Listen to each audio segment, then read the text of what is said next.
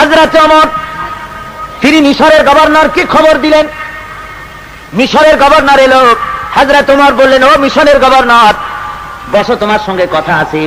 ছেলেকে ডেকে বললেন, আব্দুল্লাহ তাড়াতাড়ি ঘরের মধ্য থেকে কিছু খাবার নিয়ে আসো। হযরত আব্দুল্লাহ শুকনা রুটি আর জাইতুনের তেল আনলেন। হযরত ওমর বিসমিল্লাহ বলে খাওয়া শুরু করে দিলেন। তেলে ভিজাইয়া শুকনা রুটি খাচ্ছেন আর জিজ্ঞেস করছেন, গভর্নর তোমার মিশরের গোশতের দাম কত, আটার দাম কত, রুটির দাম কত, জিজ্ঞেস করতেছেন। বেশ আধা ঘন্টা মতো চলে গেছে। মিশরের গভর্নর বলছেন, আমিরুল মুমিনিন, আপনি কিন্তু অর্ধেক খাওয়া শেষ করছেন, আমি এখনো বিসমিল্লাহ বলিনি।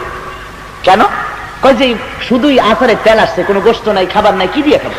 হযরত ওমর বলেন, তোমার মুখ থেকে এই কথাটা বের করার জন্য এই অসময় আমি এই রুটিটা খাইছি। আমি শুনতে পেরেছি, রিলায়েবল সোর্সে জানতে পেরেছি, তুমি নাকি প্রতিদিন গোশত দিয়ে ভালো করে পেট পুরে আহার করো রুটি।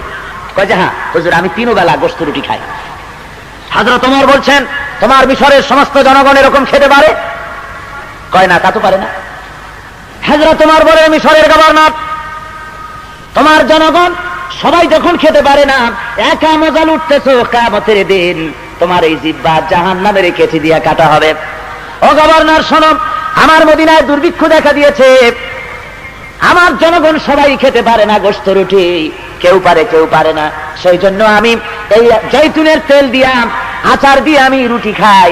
আমি শপথ করেছি, যেদিন আমার মদিনার সবাই গোশত রুটি খাইতে পারবে সেদিনও আমি গোশত খাবো।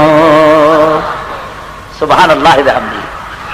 ইসলামের রাষ্ট্রপ্রধান, রাষ্ট্র প্রশাসক, শাসনকর্তা এইভাবে করে দেখাইছেন তাদের দায়িত্ব পালনের চরম